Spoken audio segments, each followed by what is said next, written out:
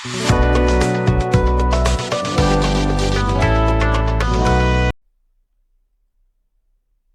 Hello guys, this is Manjit Maurya and guys, आज के video में हम देखने जा रहे हैं वैशेषिक दर्शन के बारे में। पिछले वीडियो में हम लोग ने देखा था योग दर्शन, सांख्य दर्शन, जिसमें हम लोग ने उनके परिचय, उनके सिद्धांत आदि के बारे में पढ़े। आज हम देखने जा रहे हैं वैशेषिक दर्शन, जिसमें हम सबसे पहले देखने जा रहे हैं वैशेषिक दर्शन का पर्याय क्या है। तो वैशेषिक दर्शन को हम औलुक्य दर्शन, कनाद दर्शन, पाशुपत दर्शन, काश्यप दर्शन, समान तत्व, समान न्याय तथा कल्प न्याय भी कहते हैं। अब औलुक्य दर्शन, इनके ये सब नाम क्यों पड़े हैं, इनके बारे में भी आगे परिचय में देखेंगे। तो सबसे पहले देखते हैं कणाद दर्शन, इसलिए कहते हैं क्योंकि इनके जो प्रवर्तक आचार्य हैं उनका नाम कनाद मुनि था। ठीक है, तो सबसे पहले हम लोग ने पर्याय देख लिया कि औलुक्य दर्शन, कनाद दर्शन, पाशुपात दर्शन, काश्यप दर्शन, समान तंत्र, समान न्याय और कल्प न्याय। उसके बाद इसके प्रवर्तक आचार्य है कनाद मुनि, इसी कारण इसका नाम कनाद दर्शन भी पड़ा है। अब इसका परिचय देखते हैं तो कनाद मुनि के जीवन चरित्र का ही स्पष्ट कहीं वर्णन नहीं मिलता। जो कनाद मुनि है उनके जीवन का कहीं स्पष्ट वर्णन उतना नहीं देखने को मिलता। इसके संदर्भ में इतना कहा जा सकता है कि ये क्या है, कश्यप संप्रदाय के उल्लूक मुनि के पुत्र थे। ठीक है, तो इन्हें बस इतना माना जाता है कि ये कश्यप संप्रदाय में जो उल्लूक मुनि थे उनके पुत्र हैं, इसी कारण इनके दर्शन को हम औलुक्य दर्शन भी कहते हैं। वे सोम शर्मा नामक ब्राह्मण के शिष्य थे। सोम शर्मा नामक ब्राह्मण के शिष्य थे। कपिल मुनि ने अपने दर्शन को वैशेषिक दर्शन, वैशेषिक नाम दिया है क्योंकि इसमें क्या है, मूल पदार्थों का जो परस्पर विशेष है इसमें इसका वर्णन किया गया है। तो इस दर्शन में क्या है, जो पदार्थ उनका जो मूल वैशेषिक है उसके बारे में बताया गया, उसका वर्णन किया गया है। तो विशेषता वर्णन करने के कारण इसका नाम वैशेषिक दर्शन पड़ा है।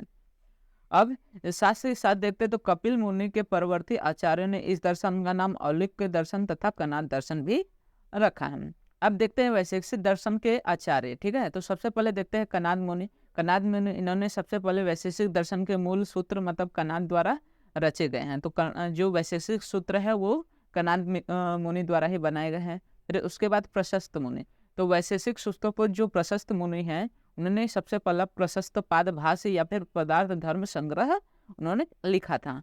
उसके बाद उदयनाचार्य हैं। उदयनाचार्य ने प्रशस्त पाद भाष्य पर श्री उदयनाचार्य ने किरणावली नाम की टीका लिखी थी। ठीक है, तो जो प्रशस्त पाद भाष्य है उसके ऊपर उन्होंने टीका लिखी जिसका नाम उन्होंने किरणावली रखा।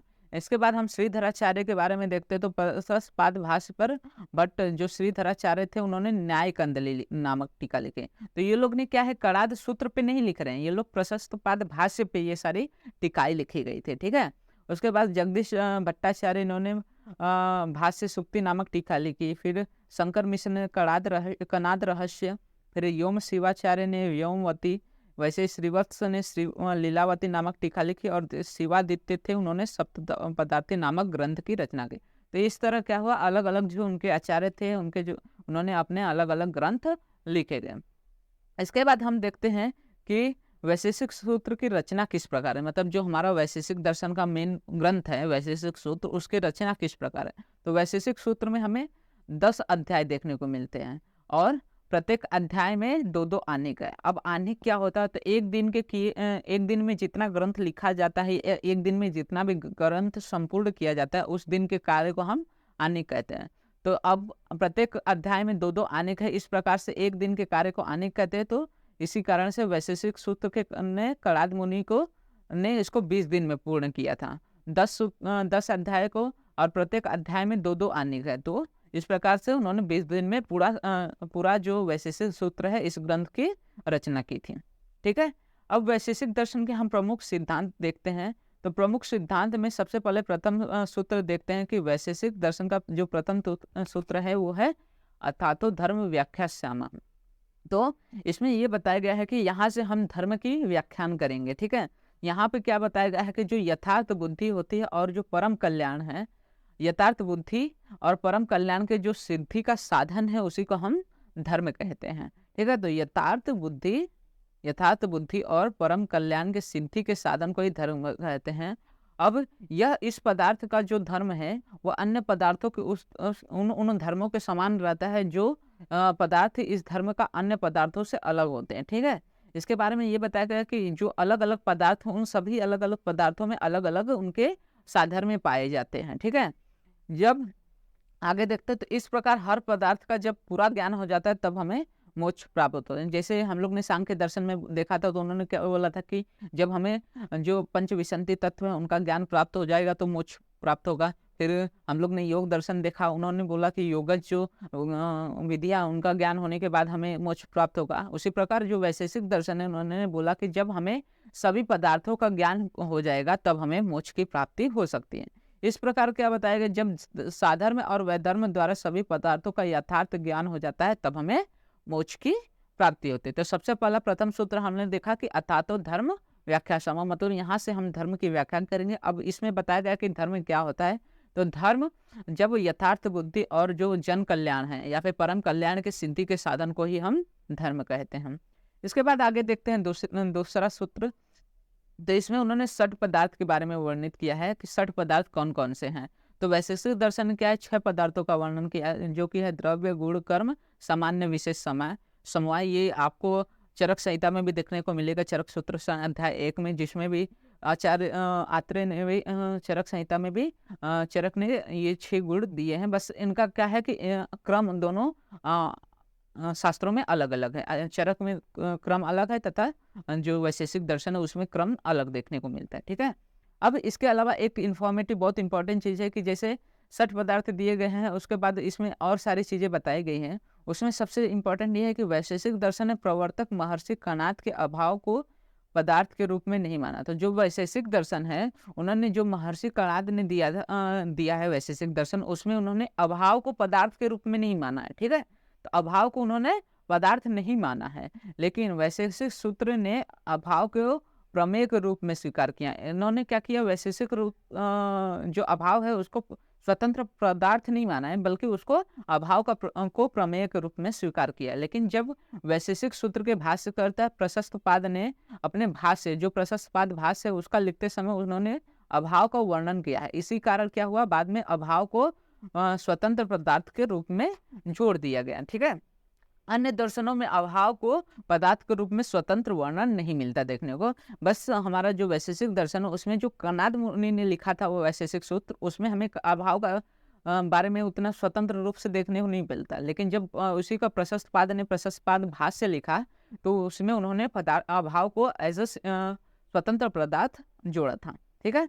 अब द्रव्य, धर्मी, आश्रय, गुण और कर्म द्रव्य के धर्म है। मतलब जो द्रव्य है, द्रव्य क्या है, आश्रय है। द्रव्य में गुण और कर्म आश्रित रहते हैं। ये सब चीजें भी आप आगे देखेंगे, जब द्रव्य, गुण, कर्म इन लोग को सेपरेटली आप पढ़ेंगे तो आपको पता चलेगा कि द्रव्य में किस प्रकार से द्रव्य आश्रय होता है और गुण और कर्म उसमें आश्रय रहते हैं। ठीक है।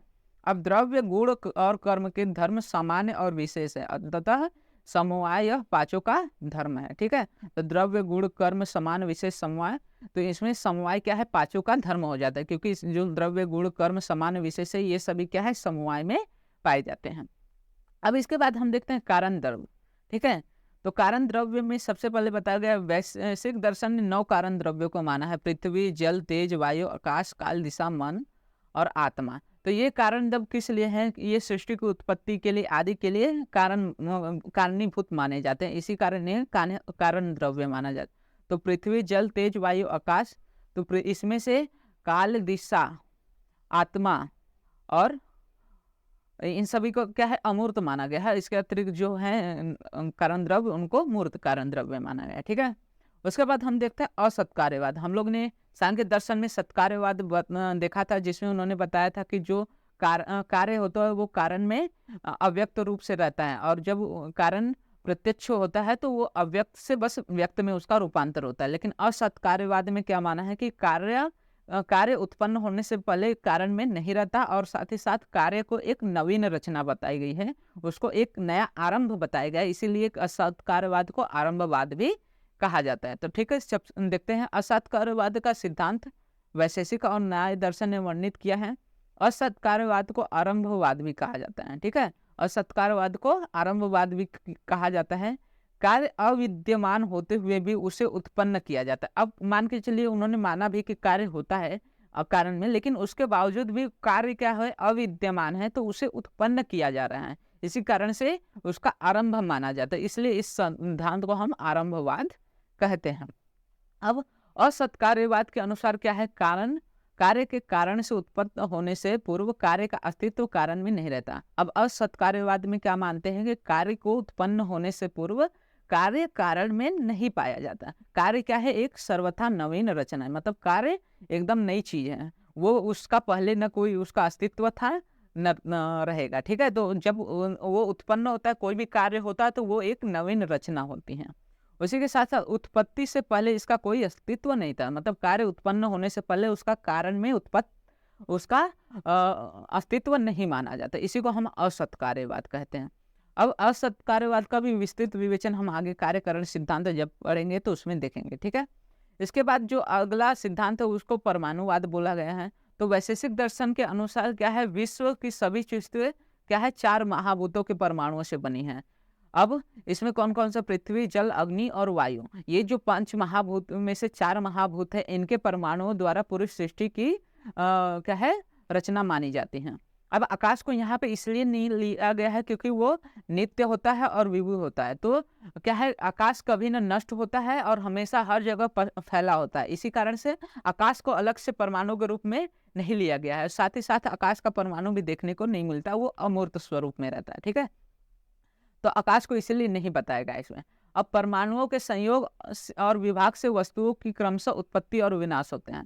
जब परमाणु एक साथ आते हैं तो किसी भी वस्तु की उत्पत्ति होती है, और जब परमाणुओं में विभाग हो जाता है तो उनका विनाश हो जाता है। इस प्रकार से हम देखते हैं कि परमाणुवाद क्या है। ठीक है, अब परमाणुवाद के अनुसार क्या होता है? कारण के गुण पूर्वक ही कार्य के गुण होते हैं। अब इसमें क्या बताया गया कि परमाणुवाद में ये बताया कि जैसे गुण पूर्वक कारण होता है, उसी के अनुसार गुण पूर्वक कार्य भी होता है। जैसे मान के चलिए आप मिट्टी का घड़ा बना रहे हैं, ठीक है, तो मिट्टी के जो गुण रहेंगे वही घड़े के भी गुण रहेंगे। ठीक है, तो मतलब जिस चीज से बन रहा है, जिस कारण से बन रहा है, वही गुण हमें कार्य में भी देखने को मिलती है। इसीलिए क्या बताया गया कि जैसे परमाणु में गुण होंगे, वैसे ही गुण उनसे बनी वस्तुओं में भी हमें देखने को मिलती हैं। आगे देखते हैं, तो परमाणुवाद का भी विस्तृत वर्णन हमें आगे कार्यकरण सिद्धांत के अंतर्गत देखने को मिलेगा। अब इसके बाद हम कर्म विवेचन देखते हैं। तो कर्म कौन कौन से है? तो इसमें हम लोग ने 5 कर्म के बारे में वर्णन मिलता है: उत्क्षेपण, अपक्षेपण, आकुंचन, प्रसारण और गमन।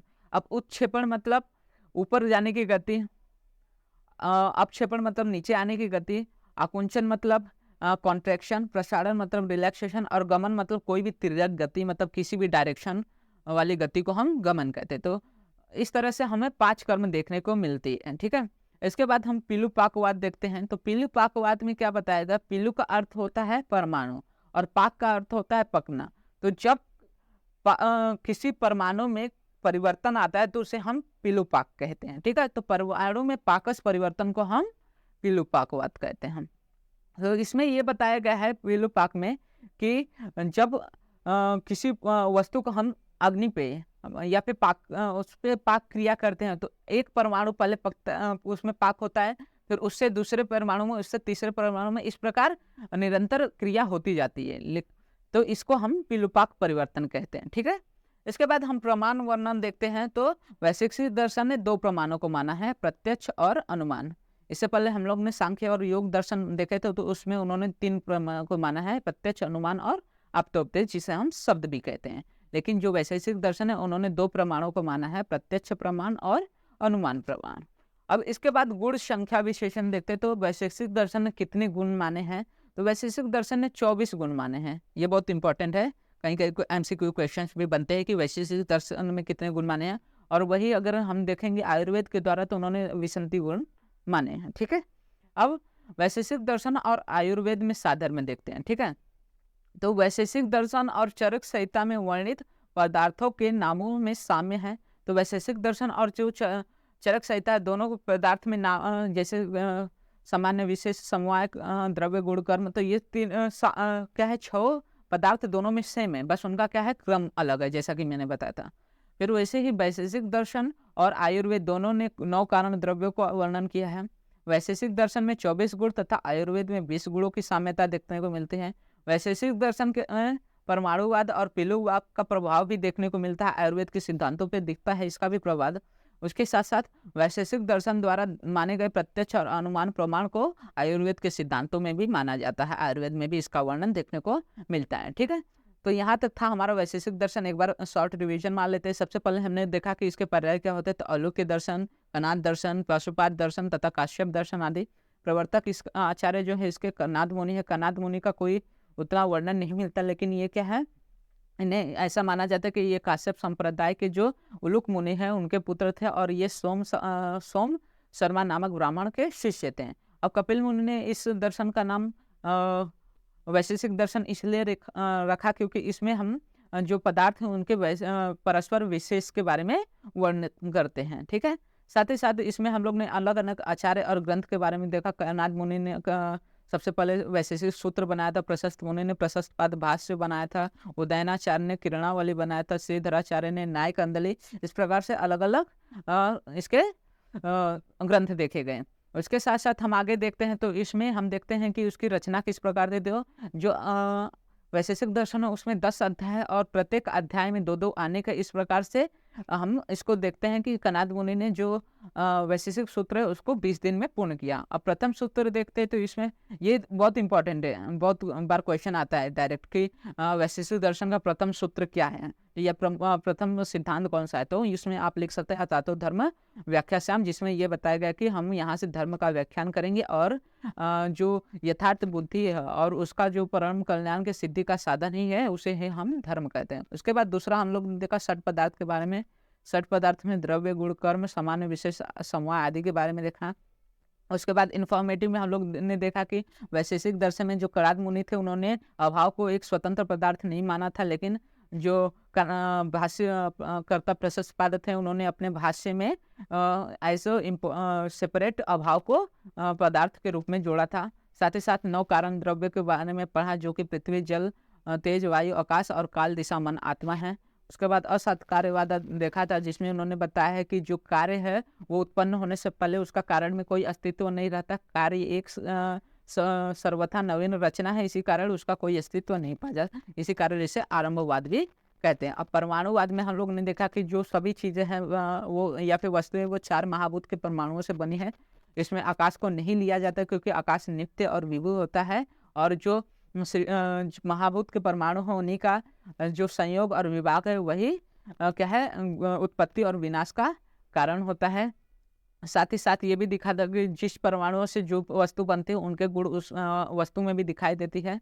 इसके बाद हम 5 कर्म के बारे में पढ़े, तो कर्म विवेचन में हम लोग ने उत्क्षेपण, अपक्षेपण, आकुंचन, प्रसारण और गमन के बारे में पढ़ा। पिलु पाक में हम लोग ने देखा कि जो पिलु होता है उसका अर्थ होता है परमाणु, पाक का मतलब पाकज क्रिया। जब एक दूसरे से परमाणुओं का पाक होता है तो उसी को हम पिल्लू पाकवाद कहते हैं। प्रमाण वर्णन में हम लोग ने देखा कि इन्होंने 2 प्रमाण को माना है, प्रत्यक्ष और अनुमान। और गुण संख्या विवेचन में देखा कि इन्होंने 24 गुण माने हैं, जिसमें से आप रूप, रस, गंध, स्पर्श, संख्या, परिमाण, पृथक, संयोग, विभाग, परत, अपरत, बुद्धि, सुख, दुख, इच्छा, द्वेष और प्रयत्न, ये जो 17 गुण है, और साथ ही साथ गुरुत्व, द्रवत्व, स्नेहत्व, धर्म, संस्कार, ये 7 गुण, ये सब क्या मिलकर 24 गुण बनाते हैं। ठीक है, इसके बाद वैशेषिक और आयुर्वेद दर्शन में हम लोग ने साधर्मता देखी कि दोनों में आपको जो गुण देखने को मिलते हैं। 24 गुण वैशेषिक दर्शन में, 20 गुण आपको आयुर्वेद में जो 60 पदार्थ है वो भी दोनों में पाए जाते हैं, बस उनका क्रम अलग होता है। वैशेषिक दर्शन और आयुर्वेद दोनों ने 9 कारण द्रव्यों को माना है, तथा